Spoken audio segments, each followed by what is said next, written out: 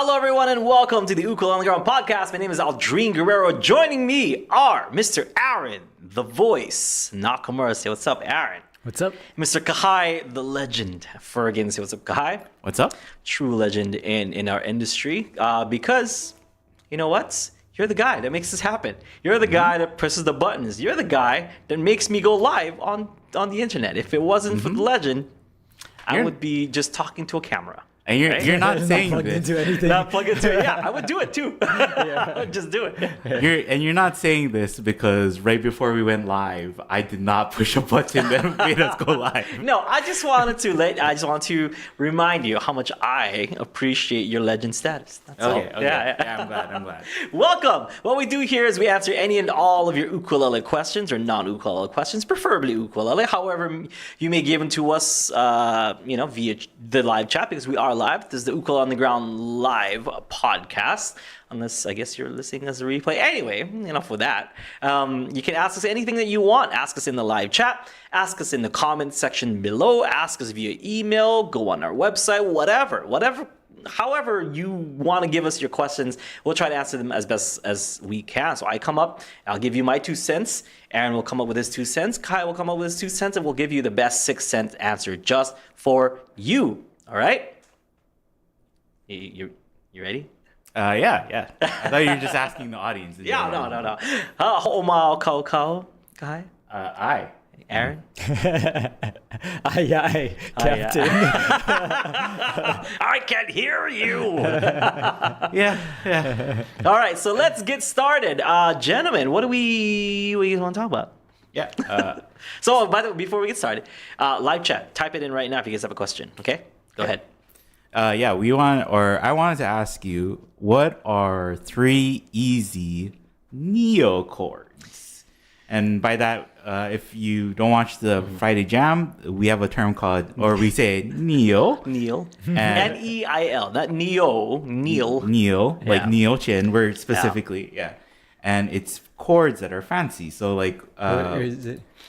what are three easy chords that sound fancy, you know? Oh. And I was thinking like, what are chords that if Neal. Yeah, actually. Yeah. I thought so. N-E-A-L? Yeah. Okay, N-E-A-L. Sorry, Yeah. Neal.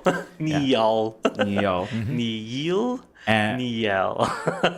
what are chords that maybe it's Yeah. like playing this chord makes me sound better than I actually Okay, I am. got you. Yeah. I got you. All right. Top 3, you said? Yeah, or Top 3. yeah, 3. Or And- just top chords. And then And we'll for the thumbnail, we also had you play a chord, and maybe Yeah. you can talk about that chord at the Okay, end. yeah. So, on our Aloha Friday Live jams, usually just to stay nice and and friendly with the learning audience or the play along audience, we like to play nice and simple chords that people can follow along to, relatively simple, I should say. But at the end, when we end on a chord, we like to end on a nice kind of jazzy chord or some kind of fancy chord. And because we have a lot of great jazz friends, who are the only, I feel like one of the only people that would appreciate such things. We got Neal, we got Abe, we got that's it. there's others, of course, Sarah, there's others, but the 2 that we mention a lot on Aloha Friday Live Jam are Neal and Abe, because I don't know, maybe they're, for me, jazz is one of those things that I don't really excel at that much on the ukulele. There's many aspects of the ukulele that I'm not that great at, but I'm trying, so that's kind of my attempt at please notice me, senpai. Senpai, notice me. I notice chord 2. Nod. It's a nod. It's a the people nod. who actually know. Abe, you just do you approve? You approve of my flat 5 chord? You know what I mean? It's stuff like that where it's a nod, and it's more of a joke, but. I mean, at the same time, it's yeah, you like that? That's nice, right? It's for you, It's almost like a secret message to my jazz friends as well, kind of like that. So A secret message that we make blatantly obvious by going, Neal. Neal. Yeah. And Like, you have know? to say it. Yeah, well, the message, normally like how a picture paints 1,000 words, kind of like that. Well, like, oh, Aldrine went there. He could have went here, here, here, and here, but this is what he ended with. Nice. Or like, ew, what was that? Why would you do that? You know what I mean? So it could go either way, like, and I'm really putting myself out there to my friends who know better, So my top favorite Neal chords. Or easy. Or easy, Yeah. easy Yeah. Neal chords. My top favorite Approachable. easy Neal chords. Number 1, major 7s. So easy. 1 finger.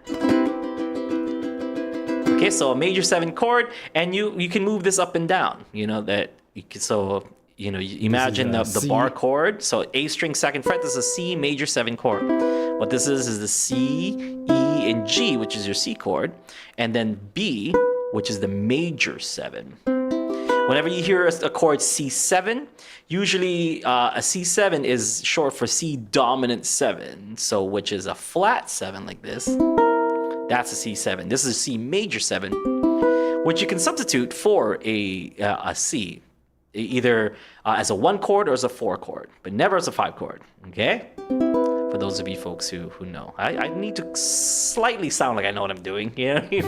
So that's it. So C major 7. Of course, you can move this around, and whatever your C string lands on. So this is the chord shape. Basically, it's a bar, and then you skip 1 fret, then you play the next fret. So in this case, I don't have to bar because the 0 fret does it for me. But if I wanted to do a C sharp major 7, B1, or D major 7.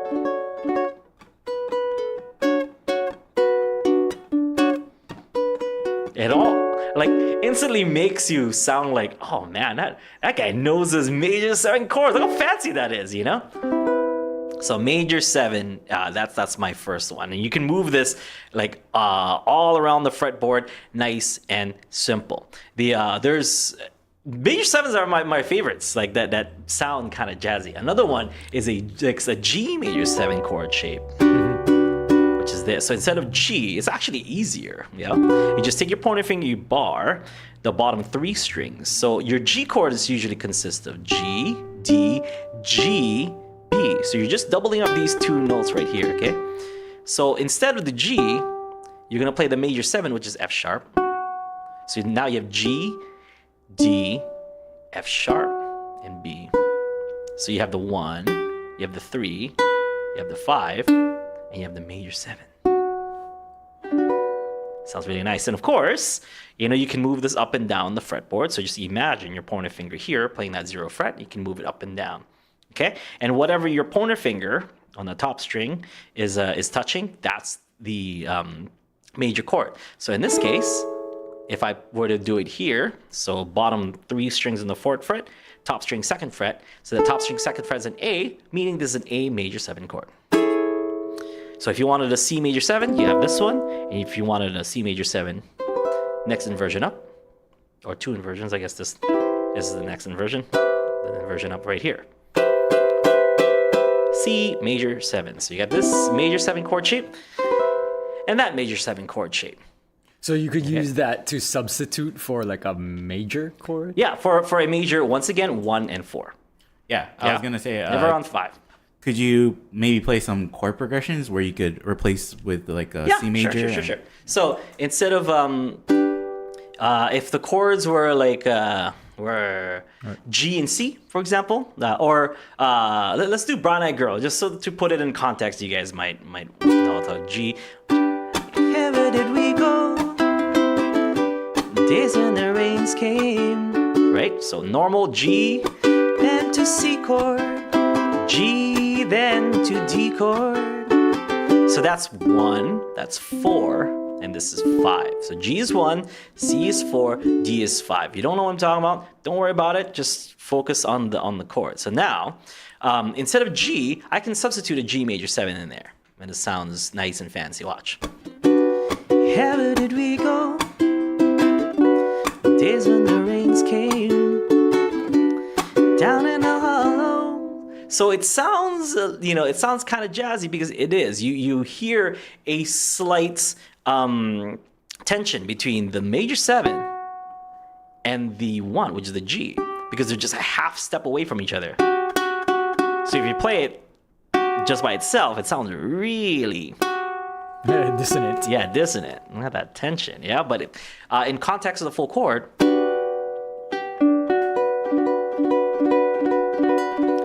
and like I said, even the 4 chord can be turned into a major 7. So instead of C, we learn how to play our C major 7. So you have a here where did we go? Days when the rains came. So D. But watch what happens if I play the 5 as a major 7 as well. So this is our D major 7, right? Because we said this is a C major 7, so a step up would be D major 7. Watch. Here where did we go? Days when the rains came. No. Why? Because the 7, major 7 on a 5 chord is not part of our scale. Ace. Or And key. Yeah, scale and the key. And if people want to try it, Yeah. they can just like try replacing with major 7s, Yeah. and then if it doesn't work, then they can realize like, oh, that's probably the 5 chord. Yeah, it doesn't Yeah. quite work there. Okay, so yeah, that's my all-time favorites. And then there are also minor 7s, which I love. Okay, now the first minor 7 is just, and you guys play this all the time. Okay, not necessarily a Neal chord, but I'll get to the Neal chord now. When we do bar chords here, or like minor chords, it's never the minor chords. If we say drop baby drop, when we play drop baby drop on Friday, instead of it being A, C sharp minor, B minor, and E7, it's always A, C sharp minor 7, B minor 7, and E7.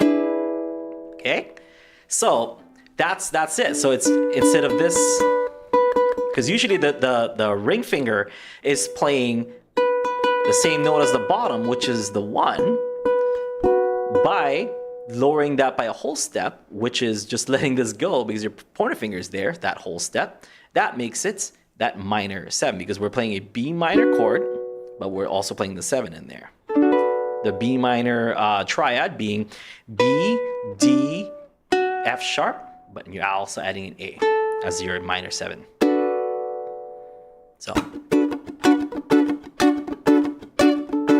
Okay, so now drop baby drop becomes A, C sharp minor 7, B minor 7, E7 back to A. Okay, now we can Neal it down. Now there's a couple ways to make this a Neal chord, just like how a couple ways to make that major 7 chord. So the first one, my favorite, not that easy, but actually my favorite, is this chord shape right here.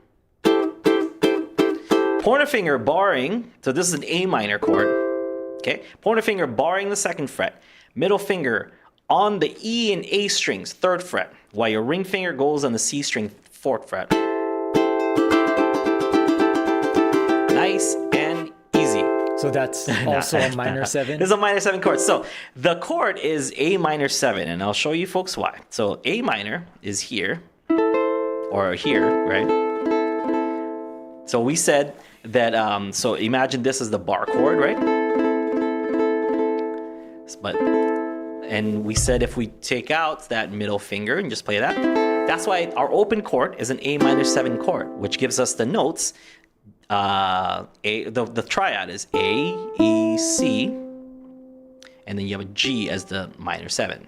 When I play this, I'm playing the A, E, G, so A being on the G string 2nd fret, E being on the C string 4th fret, middle finger G on the E string 3rd fret, and then we need that C in there, right? Because we said A, E, C, and then G.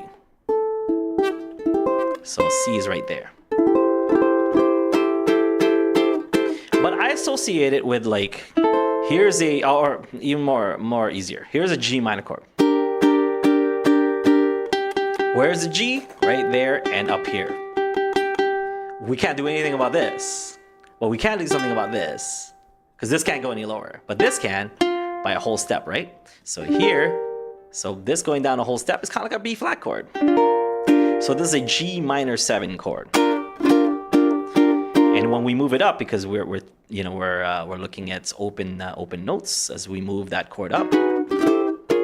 So just think about making your B flat chord with your two middle fingers. And then adding that pointer finger at the top. So you don't even have to do a full bar, you just need that chord at the top. Even like when you play it sounds very ukulele jazz, you know?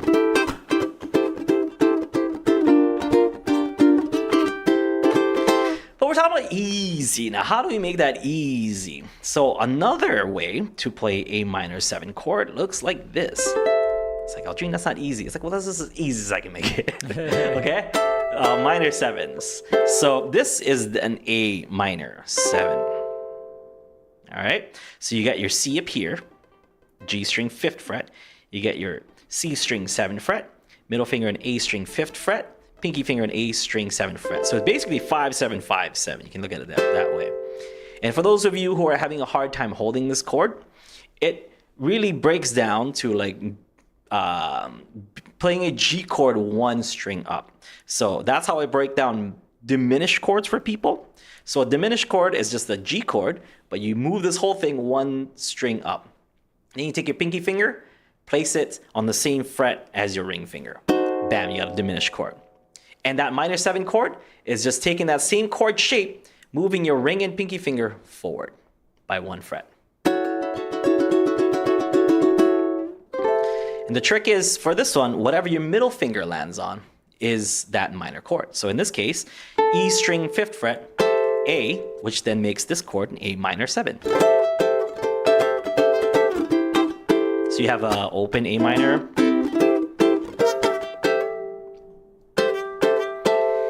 Another easy minor 7 shape is this.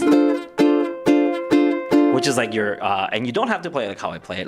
You can play it like this. So play it like a D minor, and then just adding your pinky finger to the A string, 3rd fret.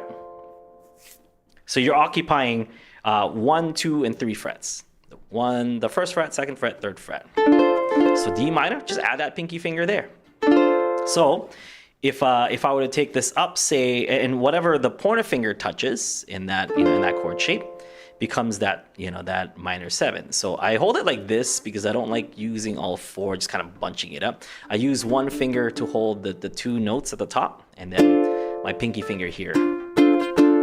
So if you move that up, so there's D minor 7, D sharp minor 7, here's E minor 7, here's F minor 7, F minor 7, F sharp minor 7, G minor 7, G sharp minor 7, and A minor 7. So this gives us our other A minor 7 chord. So we have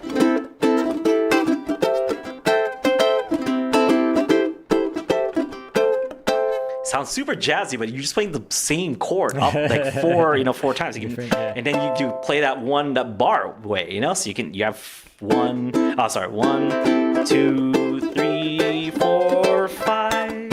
It sounds super jazzy already. So if you were to do like a 2-5-1, if the A minors are 2, D7 will be your 5, and then to the G. So this is something kind of jazzy, which doesn't really take that much. So you got.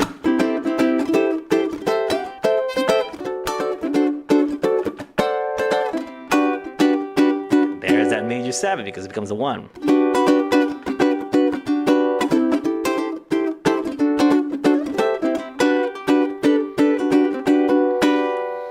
Okay, what's cool about this is if you are in a 2-5-1, because a lot that chord progression happens often, okay? When you have a minor 7 chord shape, for example, A minor 7, the 5 to that is 1 move away. Your ring finger, if you just move that back a half step, it becomes a D7. So let's test this out. So it is in G minor. If we move this ring finger down 1, it becomes a C7. So if you're doing 2-5-1s, I love using this chord shape because it makes it easy to do the 2-5-1. Here it is, G minor.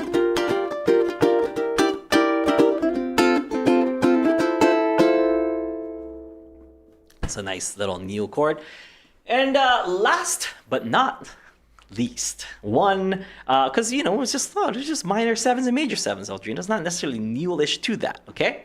Now, let's talk about flat fives, okay? So, in this case, let's do a minor 7 flat 5 and a major 7 flat 5. So we learn major 7s, we're going to flat 5 that major 7, and we learn minor 7, we're going to flat 5 that minor 7, okay? So what is a flat 5? You're going to take 5, the 5th note in the scale, and you flat it by a half step, okay? So if, and you can't do it to, you can, but we're not going to do it to this open C, but let's take that chord shape, that major 7 chord shape, for example.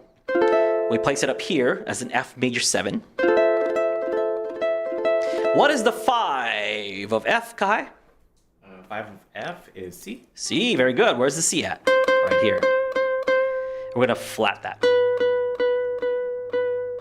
Okay, so we have this, but how are we gonna play this bar? We're gonna use middle finger to play the bottom 3 strings, pinky finger on the A string 7th fret, pointer finger right there. So we're flatting that. Ooh, that major 7 flat 5. It's just something to end in that I really like. So if we have 2, 5, 1 and I went fancy.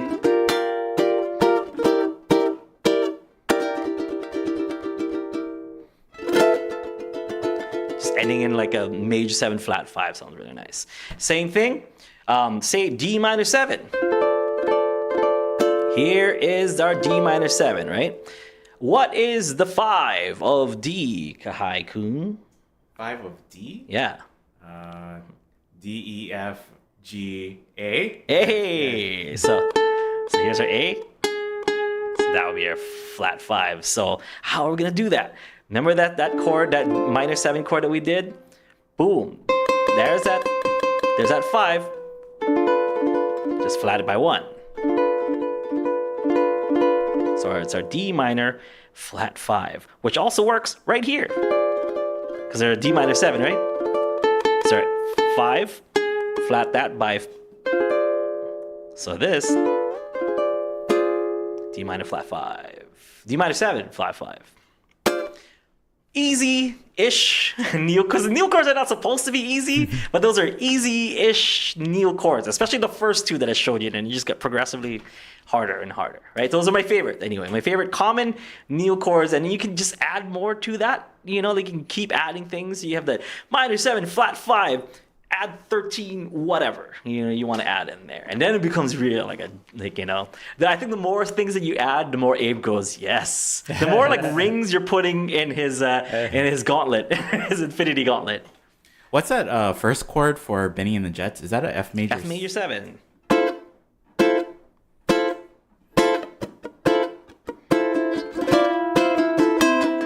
Yeah. And we didn't get to the chord in the thumbnail. So in the thumbnail, I played this chord.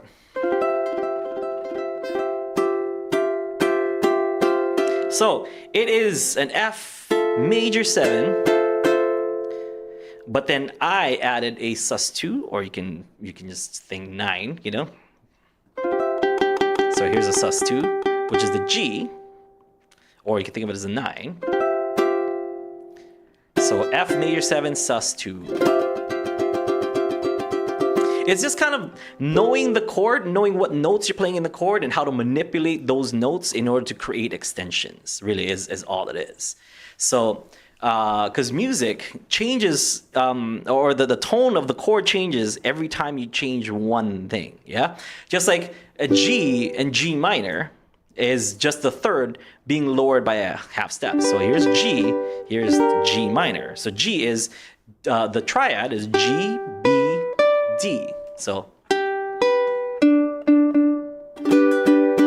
but if you lower the 3rd by a half step, it then becomes a G minor. So just by manipulating one thing, you can change the whole chord around. Okay, and then a flats flat 3 and flat 5 becomes something else. Or if you sharp the sharp the 5, or if you do this, there's just so much stuff that you can do with chords, and you just experiment with it. And I can't be sitting here for 2 hours explaining every single one, but just experiment.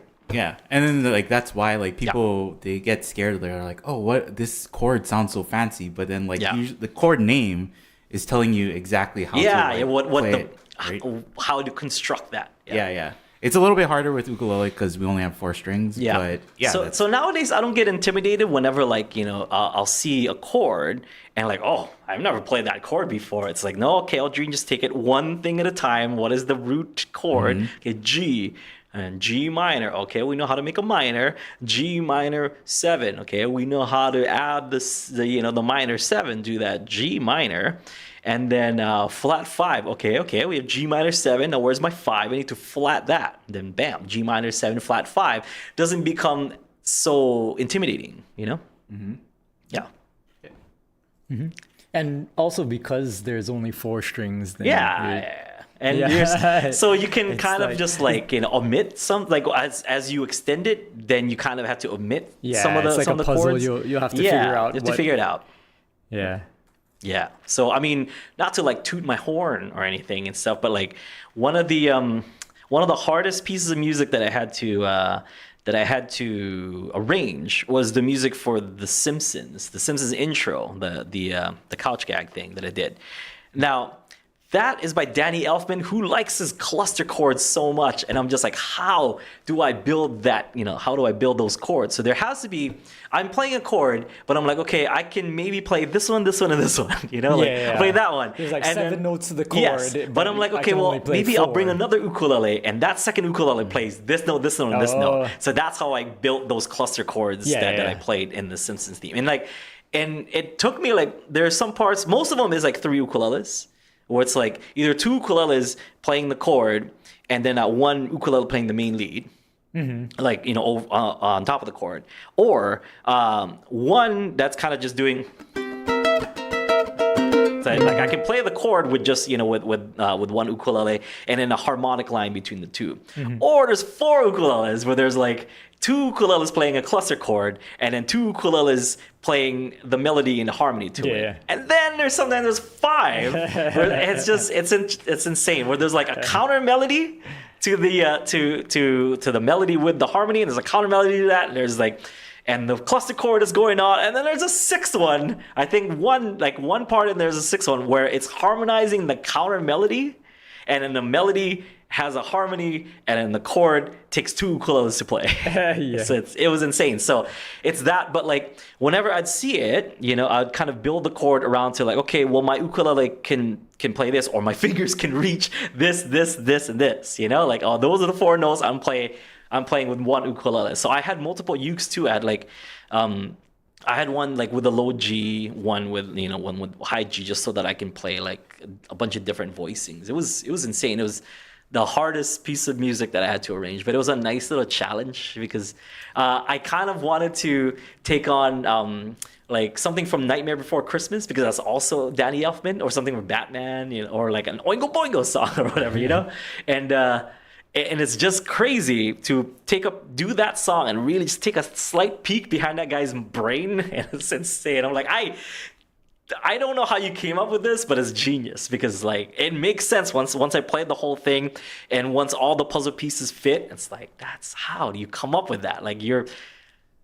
brain is, Mr. Elfman is so beautiful. Yep. Yeah, questions from the audience. Yep. So Elsie said, how does barring work? That clipping device, I think they mean they're talking Capo. Yeah, Capo. That clipping device you place on your uke when you clip. Do you play? Sorry. Yeah. Do you play notes regularly as if you're starting from the fret where the bar is placed? I'm a beginner and do not understand. Okay, so but there's a difference between using a capo and barring. Yes. Yeah. So maybe let's go talk about that. So there's a difference between the barring and using the capo. Barring is manually like barring the chords so that you're holding down those notes. So for example, if I were to play a B minor 7 chord, like I said earlier, I am barring the 2nd fret, meaning I'm holding down with one finger all 4 strings. Okay? Or you can bar just 3 or whatever, multiple strings. Yeah. So in this case, my B minor 7 is held with the pointer finger barring the 2nd fret. And then that Okay. would be referred to as a bar chord. As a bar, this is a bar Yeah, chord. This is a there are- bar chord. There are many okay? bar chords out there. Yeah. So I can, with the rest of my fingers, I can definitely add things to that bar chord. Okay. Now, what a capo does is it does that for you, but it cannot move around. The advantages of using the bar is you can, you can still have access to these two frets, the 0 fret and the 1st fret. If you put a capo in there, it's pretty permanent for that song. You cannot play any notes on the 1st fret or 2nd fret or 0 fret, okay? Because if you take your capo, and what this does is it bars it for you. So it's like something that pinches. It's like a clipping device. So you clip this on, say it like on the 2nd fret, and it holds that 2nd fret.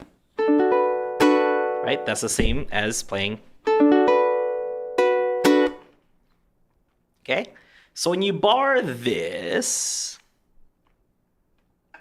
then it becomes an open B minor 7 chord. So the tuning of your ukulele changes, meaning the chords that you play are going to change. So you could play, and this is why I would think of things as shapes, not necessarily, don't associate them with certain chords. Because if you're looking at this and you're like, oh, that's like a G chord. Yes, you're absolutely right. And that's how you should see it. But I would think of it as a G chord shape. So imagine this shape as G chord shape, okay?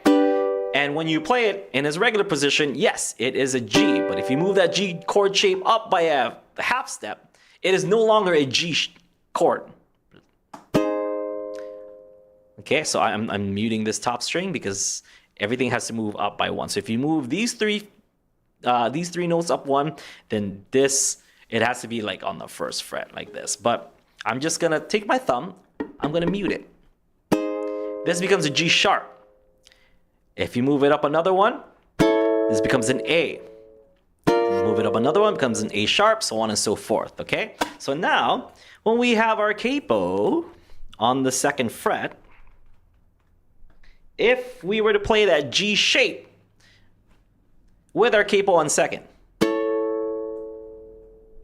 in its regular position, it is no longer a G chord. That is now an A chord. So this is an A chord because in the chord shape of G, our G note is on our ring finger. Okay, so it's E string 3rd fret. That gives us our G notes. When we build this chord, it's a G chord. When we move it up by 1, this note that we're now playing, that we are now playing, is a G sharp, making this a G sharp chord. So if we're playing it here, ring fingers on the 5th fret, that's your A notes. With that chord shape, it becomes an A chord. So if my capo is on the 2nd fret, and I play that, it is now an A chord, not a G. Okay? But, not to confuse you even more, but there are some music sheets that say, these are the chords, capo this fret. Mm-hmm. Okay? So you're going to play those shapes. Those then become shapes. Those are not the chords that you're playing. So if a song says capo 4, play C G F. This is not a C. This is an E. Okay. This is not a G. This is a B. This is not an F. It is an A. But this is a C chord shape. This is a G chord shape, and it's an F chord shape.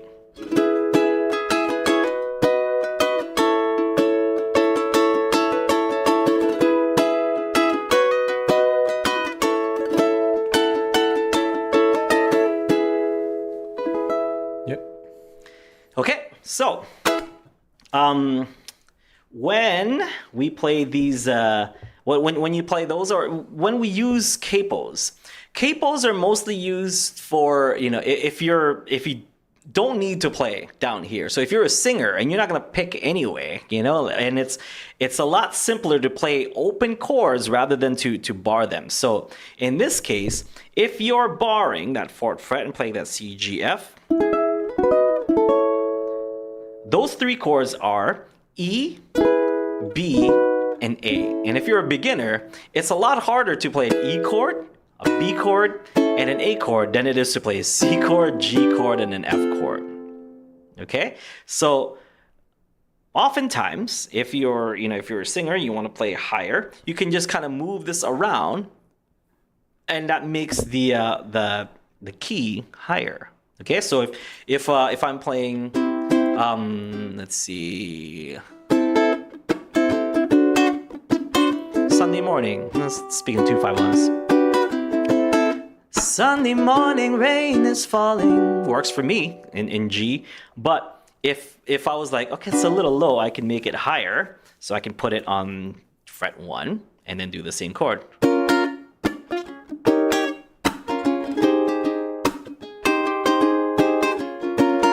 Sunday morning, rain is falling. You went up by a half step. And then you can go up by another. If you're like, oh, it's still too low, move it up another half step. Move it up another, another fret, which is a half step. Same thing, A minor, D7, G major 7.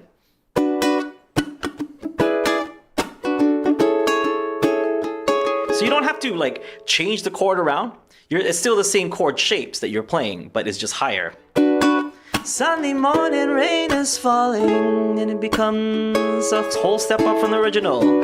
Steal some color, share some skin. If you need it to be even higher, go up another one.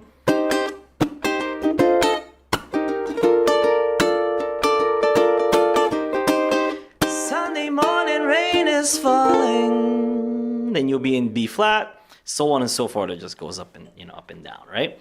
So in the context of like when you find a music sheet that says Capo 2, here's the chords, those chords then become chord shapes rather than like here's the chords. Because if you're playing a Capo 2 and you're playing C, F, and G in Capo 2, you're actually playing D, A, G, right? But if you tell a guitar player that's playing with you, like, oh, I'm playing C, F, G, and you guys play together, it's not gonna sound unless he's also capoing. Unless he's also capoing too. Yeah. Yes. Yeah, I was gonna say like maybe could you try capo and play like CFG and then Aaron play CFG without a capo and you can hear Yeah, like you can hear it's it. not, Yeah, it's not it's gonna not. sound the same.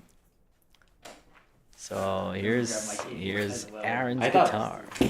I was just saying like you could even do it on the uke too, right? Like if you're Oh, yeah. capoed on the uke. I guess and it, you're not. it would. Yeah. But then I also wanted to add too that you said like you'll see a lot of singers do Yeah. this, and that I think that is like the use case for most people is that because they're singing, they don't really want to think of what chords they're playing, so they use easier to play chords with a capo to make it change keys. And it's a device to make it easy to play certain hard chords. So even if you're not a singer, if you're like a picker and stuff, but you really know your C major scale or you really know the key of C, then yeah, you would just capo it all over. But that's why like I don't know, I don't want to seem or sound like it also becomes a braggadocious. crutch Yes, at because some it point. becomes a clutch. So you'll never see guys like myself, Calais, Jake, Taimane, like we'll just play whatever chord that is because it's a 4-stringed instrument. You know what I mean? Like I could see it on guitar. There's certain like open chords in the guitar that you just can't get unless you use a capo. But with the ukulele, I feel like it's just easier to just learn that chord rather than like carry a capo around you have so much more access to notes because the more you capo or the higher that you capo, the more notes you're blocking out. Yeah. Or you're taking away from your arsenal. Okay? So if you were to bar even just to the second fret, you know what I mean? Then your lowest note then becomes a D. You no longer have access to C. And in the key of D, our go home chord A has a C sharp in there. Okay, so you can now not go to, like play that half step down for that 7 to create the tension for your D. In that case, you're taking it away. Unless you. But sometimes, it's going to make a big difference that you can't play the lower version of that. Yeah, especially because the ukulele is a high instrument already. Yeah.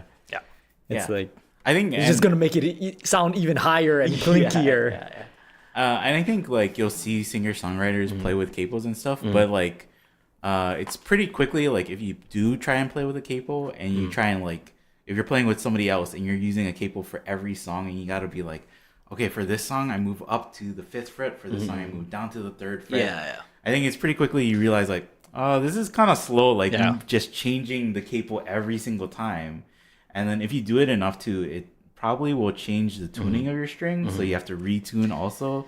So it's like there's this tension being put on. Yeah. So it kind of becomes like where it's like, maybe I'll just learn chords instead of using the capo so often. I think that, like, at least for me, that's like something I used to do. And then it's just like, oh, the chords aren't that bad to learn. So let's try this out. We didn't mean for Aaron to take his guitar on and not use it. So here it is. So I'm going to play C, F, and G. So if I was like, Aaron, I'm playing this song. I was like, well, what chords are you playing, Aldrine? Aaron, I'm playing the song. What chords are you playing, Aldrine? I'm playing C, F, and G. Okay. Let's play it together. Ready? 1, 2. 1, 2. Ready? Go.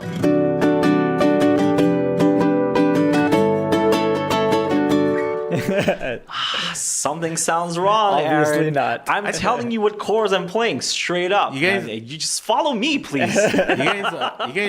You're playing all Neal chords, right? Like that's what you guys are trying to do.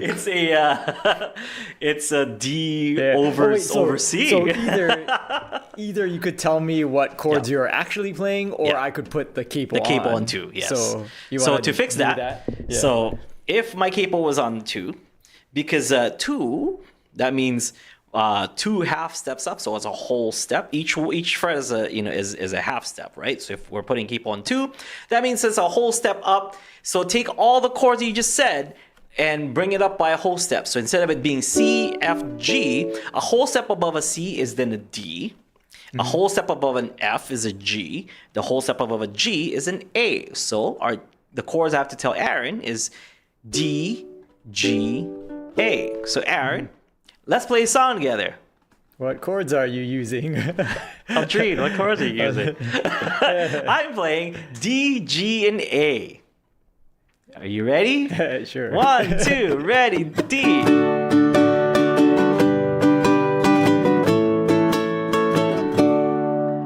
Wow, we sound like a band. We should travel the world together. or I could put my capo on 2 as well, and then... Oh, you have a capo too, Aaron. Let's play a song together with your capo and my capo on the same fret. What chords are you using, Aldrine? I'm playing with my capo on C, F, and G. So play your C, F, and G with your capo on. On what fret? 2nd fret. Thank you for asking.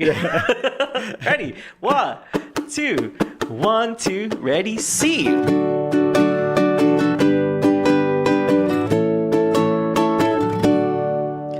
Wow. We really sound good. We should take this show on the road. Yeah. Oh man, I think people of Korea would love to hear a duo like us who can capo and play together. It's mostly me capoing though.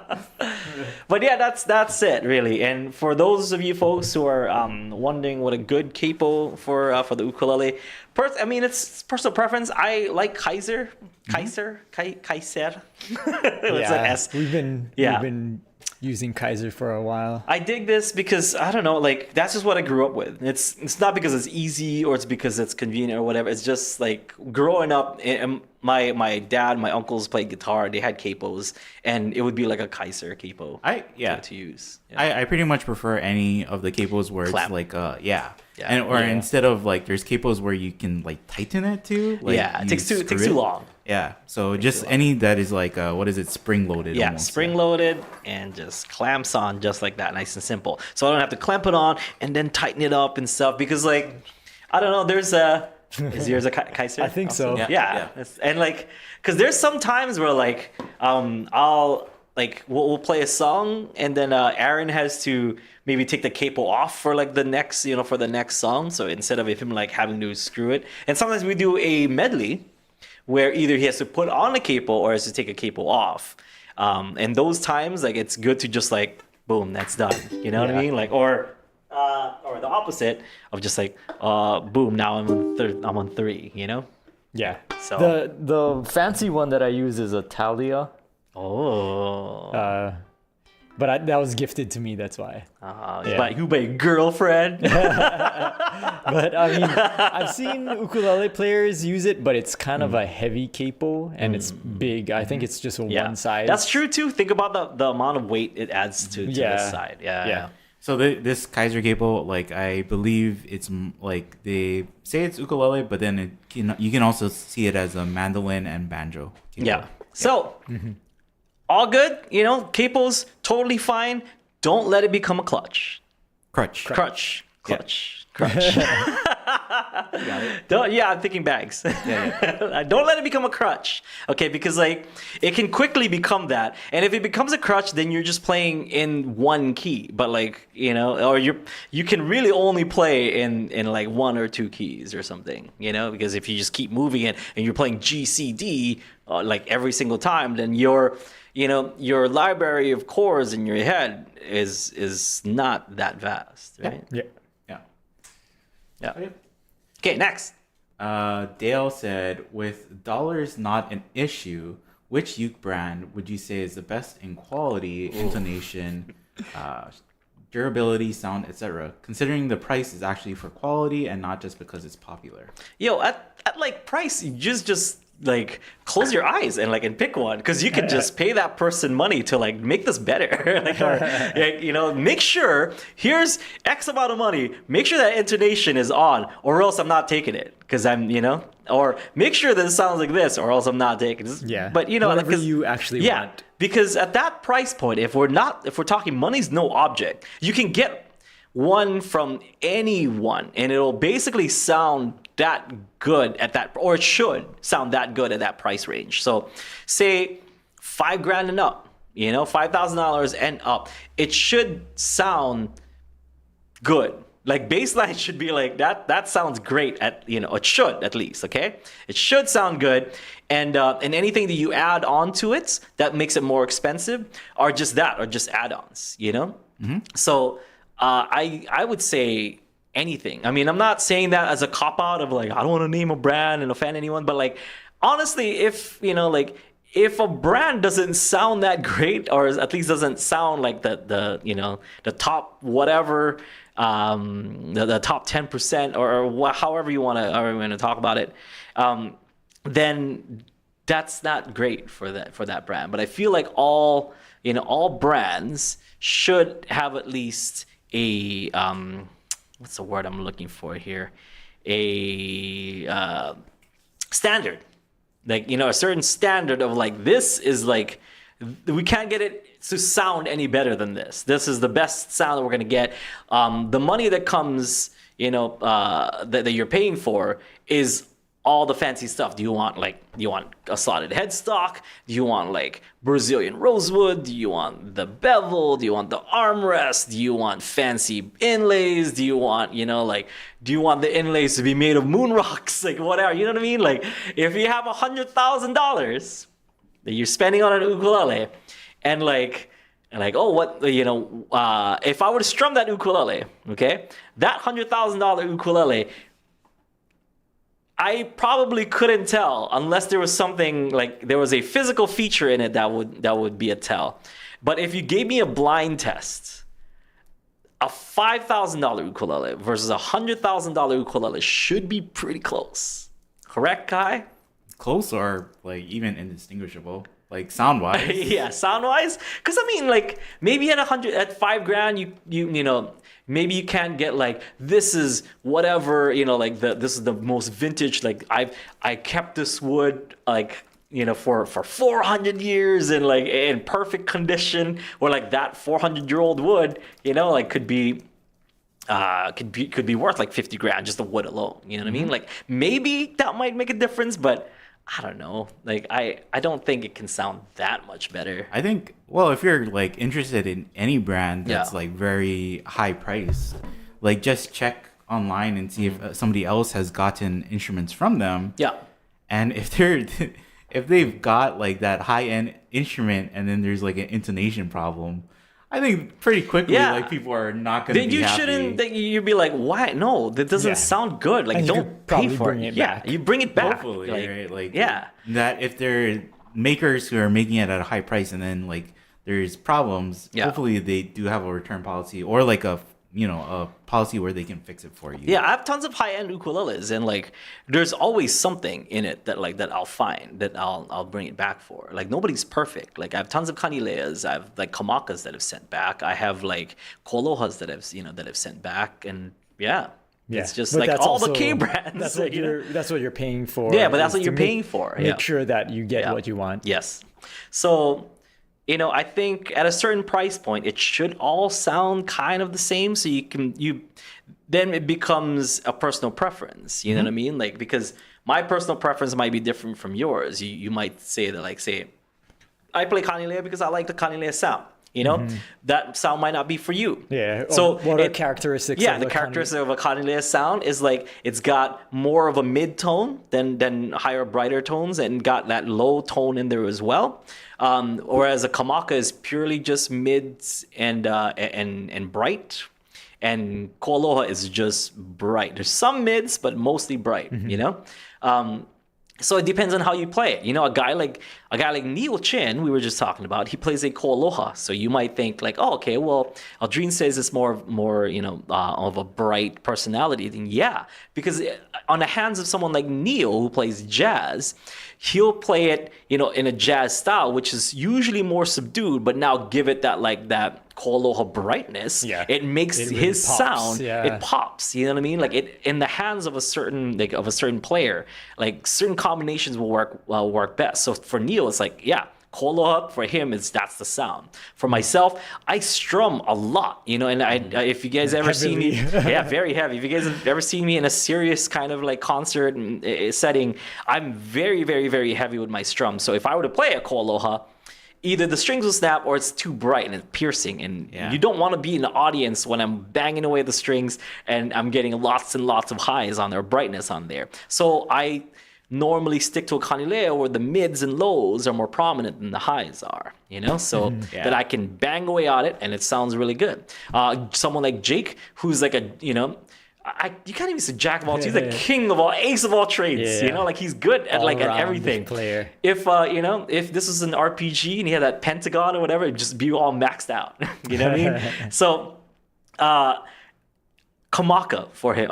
He could play whatever ukulele and make it sound really good. Yeah. But I guess kamaka would make sense because kamaka's the most middle of the road, good at everything.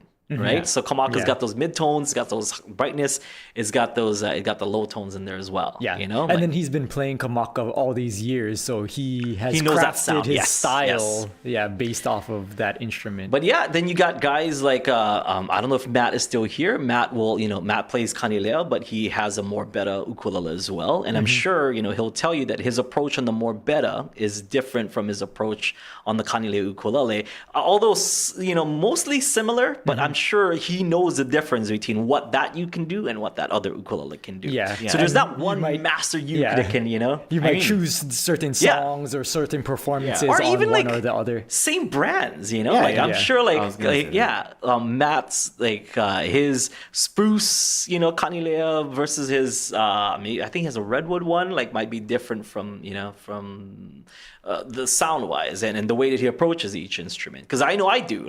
This is the ukulele on the ground teaching ukulele that we have here. Nice and fancy. This is our V2 ukulele, ukulele on the ground ukulele version 2. There's a nice little rosette on it. But this is, I would play things differently on this than I would with my main ukulele, which is the spruce top, rosewood backsides. And it has the bells and whistles, the true relief and the bevel. Because I have the bevel, I might be able to play some stuff up here a little bit better because of the size, because of the sound. I might approach it differently, or might attack it differently. So that is a very, very subjective question, because you can, if money is no object, then you just basically pick what works for you. That is going to be the best brand, because every single brand at that price point should deliver in quality. Yeah. Well, and they'll at that price, you're getting a custom ukulele. Yeah. And they'll probably talk you through it too. Yeah. And they'll try and make sure that you're getting exactly what you want. Right? Yes. And if you don't, let them know. Because Yeah. I wouldn't cough up that much money. It's like, like a down payment for a good car. You know what I mean? For that's like hard, like down payment, and that kind of that kind of money, you should get something quality and something that you're happy with. That so if it comes back like, oh, there's a buzz, by all means, they're like, hey, this is buzzing, and that's like it's common. You know what I mean? Like a common for all the instruments from $100 ukuleles to like $5,000 ukuleles.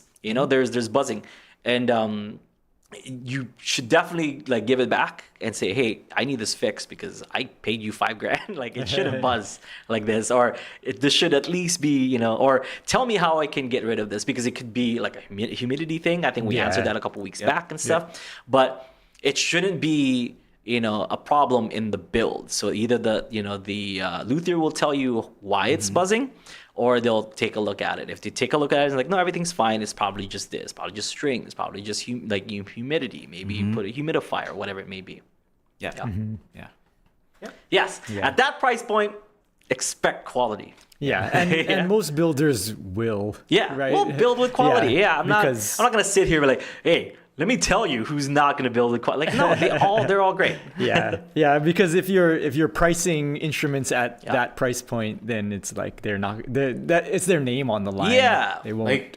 Like I said earlier, right? Like if there's a builder who's putting out ukuleles that are really expensive and somebody buys it and it's like not what they wanted, pretty quickly like you'll hear about it online. Like, yeah. No, this isn't. But if let's answer the question in this angle, like. If money was no object, what kind of ukulele would I get? Like, I have Kanide ukuleles already. Yeah, me personally, I have Kanide ukuleles already. I have Kamaku ukuleles already. I have Koloa, like all that stuff. Could probably go for like a Divine or a more better ukulele, but then tons of people have those. If money was no object, I would go straight up to like to Taylor or to Martin. But like, hey, I want a custom ukulele. They're like, oh, we don't make those anymore. It's like, you will for this much money. You know what I mean? Like, if I put $50,000 on the table, like, they're like, okay, we'll get somebody to do that right away. And they're like, yeah, here's $50,000. Make me an ukulele. And like, to your specs. Yeah, to my specs, to what I want. And like, oh, okay, well, it's going to cost you this much. Like, well, money's no object. So bam, here's $70,000 now. And I'll build what I want or whatever, So at that point, if we're talking money is no object, I would go to like Taylor or Martin and ask for like really a one of a kind, nobody else has kind of ukulele.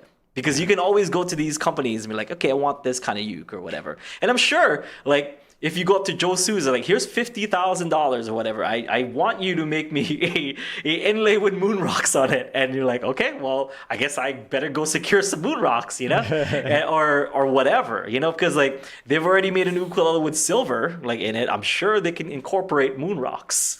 We talked about fairy dust or like dragon's horn. I think a couple weeks ago you said like if money wasn't an object, what kind of headphone would the most expensive headphone is like a HE1 and it's $60,000.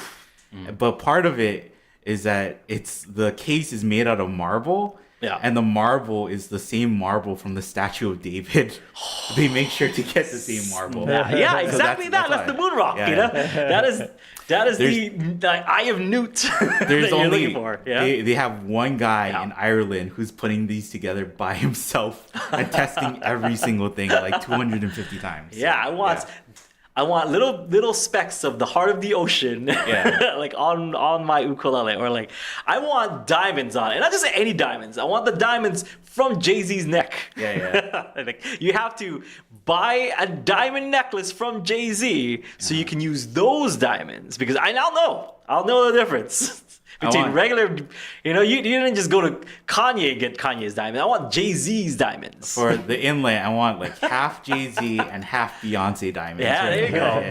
Yeah. And it has to be diamonds that Beyonce wore on stage, and you have to tell me which stage that she wore that at. You clearly see it's this diamond right which there, tour it's from.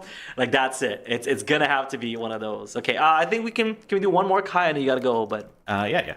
Okay, we'll answer one more. Yukin Kamaka said, question about musicality. Yes. How can I not sound like a robot when playing the ukulele? I've been playing for a few years now, but I sound sort of awful or not good to my ear, and any help would do. Musicality. I mean, it's a lot of it is maturity. You know, like the more you play, the more mature you will become as a musician. A lot of it has to do with playing with others as well, because you know if you're just playing by yourself, it's basically an echo chamber. You know, like you're not gonna grow or mature as a musician if you just play, you know, like, or if you just hear just yourself. You need to hear other people, you need to play with other people. And when you're playing with other people, it's different from like playing along with YouTube or whatever. If you're just learning online, it's really, really, really different that when you're, you know, when you're jamming with other people, cut heads with people. If you're at a point where you know how to solo, cut heads, which is like, you know, solo battle with somebody. And I can't tell you how many times I've lost, but also won in cutting heads. I've, you know, like every great player that I've toured or met or played with, I've asked to cut heads with because I would like to learn from them. You know, like it's just my humble way or not so humble way of saying, hey, I would like to learn from you. But we don't have a time to sit down and do some lessons. Why don't we just cut heads? Because I want to see what you do with these chords. And then when I play this, I want to see what you respond to me playing this. Because, you know, I'm at a certain level, but by cutting heads with, say, Abe Lagrimas a couple years back, it's like I feel like my level went up because I now know, okay, in this situation, he did this scale and he did this. He went these notes and he played this. He played this line. I played this line. He answered with this line. So I can incorporate some of those lines into my line. You know, and I was lucky enough to cut heads with Jake a lot, like back when I was in college, when I was living on Oahu. That's basically all we did. It's like that's why "Breezin'" is such a special song to me because that's what we cut heads with, and with someone like Jake, like what do you do with a 1-6-2-5, you know, like chord change? Like it's so I felt like at the time it was very limiting, but then the things that he did with it. And I would learn from each battle that I would have. Or we'd play something as simple as like Waiting in Vain, which is just G major 7 and A minor. Wanna wait in vain for your love. Or A minor. Whatever, C major 7, A minor, you know, whatever you wanna play there. It's relative. Now, the things that I would watch him do with those two chords, it's like burned in my mind, and you learn. So play with as much people as possible, and you're going to mature as a player, and you need to mature, and that's the only way that your musicality is going to get better.